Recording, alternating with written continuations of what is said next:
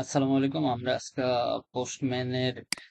Postman installation এবং postman এর কিছু ফিচারে কিছু ইন্ট্রোডাকশন দিই। চলুন আগে পোস্টম্যানটা ডাউনলোড করি।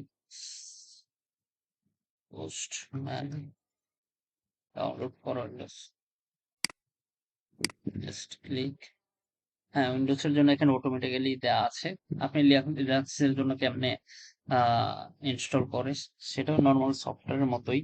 আপনি লিনাক্স এর স্টোরে ক্লিক করলেই পাবেন, সার্চ করলেই পাবেন। সো দেখি ডাউনলোড হতে কত মিনিট সময় লাগবে। আচ্ছা, ডাউনলোড হতে 3 মিনিট সময় লাগবে। 3 মিনিট ভিডিওটা একটু পজ রাখি। আমাদের ডাউনলোড হয়ে গেছে প্রায়, আর 25 সেকেন্ড আছে। 1 সেকেন্ড যাবো। হ্যাঁ হ্যাঁ, আমাদের ডাউনলোড হয়ে গেছে। এবার হচ্ছে ওপেন করি। এটা ইনস্টলেশন হচ্ছে নর্মাল ইনস্টলেশনের মতোই।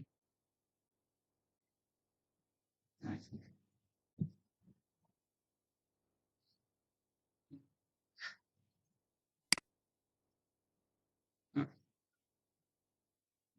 আচ্ছা, আমার এখানে আগে ইনস্টল একবার করা ছিল, যে কারণে সেই ডাটাগুলো নিয়ে সরাসরি হচ্ছে এটা ওপেন হয়ে গেছে। যদি আপনার যদি আগে ইনস্টল করা না থাকে বা কোনো কাজ করা না থাকে, তাহলে আপনার হয়তো কোনো প্রসিডিওর ফলো ফলো করতে হতে পারে।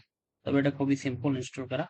আহ চিন্তার কিছু নেই। লিনাক্স এর জন্য কিভাবে ইনস্টল করতে হবে এগুলো এখানে ডিরেকশন দেওয়া আছে, জাস্ট ইউজ করবেন।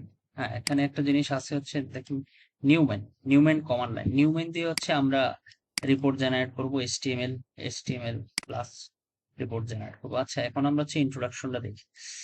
দেখেন, পোস্টম্যানে আমার এখানে অলরেডি এপিআই একটা করা ছিল, সেটা অলরেডি ওইখান থেকে নিয়ে নিয়েছে অটোমেটিক্যালি।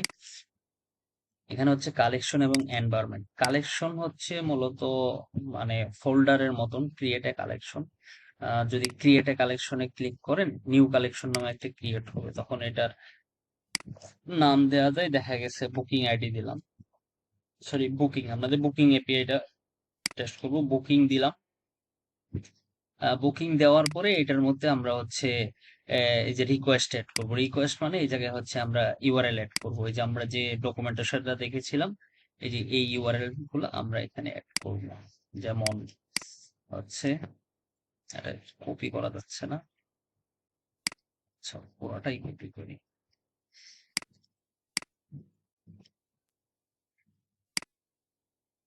কপি হইতে একটু প্রবলেম হচ্ছে।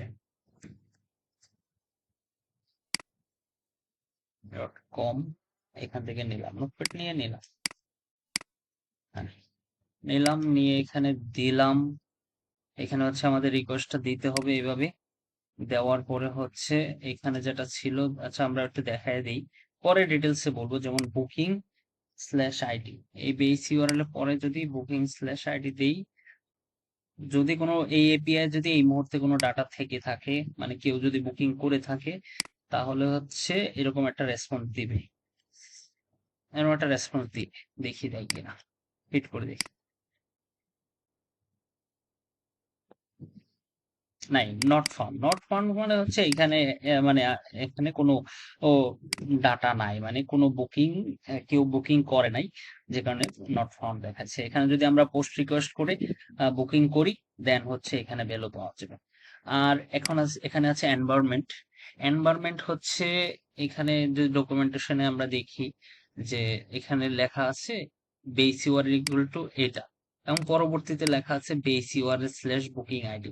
সো আমরা এরকম এনভায়রনমেন্ট সেট করতে পারি, মানে ভেরিয়েবল সেট করতে পারি, যে ভেরিয়েবলের মধ্যে হচ্ছে এই বুকিং আইডিটা রেখে দিলাম, দেন পরবর্তী মানে এই বেস ইউআরটা রেখে দিলাম।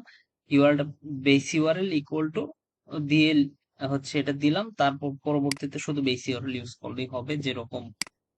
যেরকমটা যদি, আচ্ছা এখানে যদি দেখাই, হ্যাঁ এখানে যে একটা বেস ইউআরএল আছে, দেখেন বেসিক, এগুলো হচ্ছে এনভায়রনমেন্ট সেট করা, মাই আইডি সেট করা, অ্যাক্সেস টোকেন সেট করা।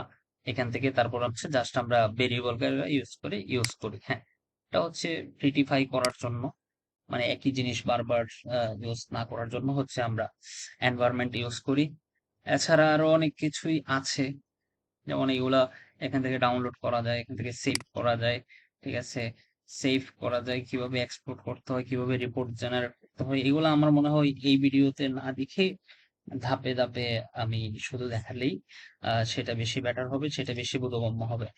এখন শুধুমাত্র আমি এই দুইটা জিনিস আবার একটু বলে দিই। কালেকশন হচ্ছে ফোল্ডার, যে ফোল্ডার একটা ফোল্ডার ক্রিয়েট করে ফোল্ডারের ভিতর আপনি আপনার রিকোয়েস্ট গুলো রাখবেন। এনভায়রনমেন্ট হচ্ছে সেমই একটা ফোল্ডারের মতন। হ্যাঁ, যেখানে এখানে যেমন বুকিং, যে আমি প্লাসে ক্লিক করার পরে আসছে এটা। হ্যাঁ, যদি বুকিং দিয়ে এটা যদি রিনেম করি, এটা হচ্ছে বুকিং এনভায়রনমেন্ট, বুকিং EN দিলাম, বুকিং এনভায়রনমেন্ট দিলাম। এখন এই বুকিং এনভায়রনমেন্টের ভিতরে আমি হচ্ছে যদি বেস ইউআরএল দিয়ে দিই, বেস ইউআরএল ইকুয়াল টু হচ্ছে, ঠিক আছে, যদি আমি যে আমার এই ইউআরএলটা দিয়ে দিলাম, এই ইউআরএলটা দিয়ে দিলাম, এটা অটোমেটিক্যালি নিয়ে নিচ্ছে। তাহলে হচ্ছে যেটা হবে, আমার এইখানে যে এই কালেকশনে যে এই যে আমার বুকিং এ যে এখানে একটা গেট রিকোয়েস্ট ছিল, আমি এখানে যে ইউআরএলটা রেখেছিলাম, এই ইউআরএলটার জায়গায় আমি এখন বেস ইউআরএল লিখে দিলেই কাজ করবে। আমার পুরোপুরি ইউআরএলটা লিখতে হবে না। যে কারণে আমার যখন অনেকগুলা রিকোয়েস্ট অ্যাড করতে হবে, অনেকগুলো রিকোয়েস্ট নিয়ে কাজ করতে হবে, 50টা 60টা বা 100টা এপিআই নিয়ে কাজ করতে হবে, তখন বেস ইউআরএল তো এটাই থাকবে, শুধু এপিআই এর যে ইউআরএলটা এটা শুধু চেঞ্জ হবে।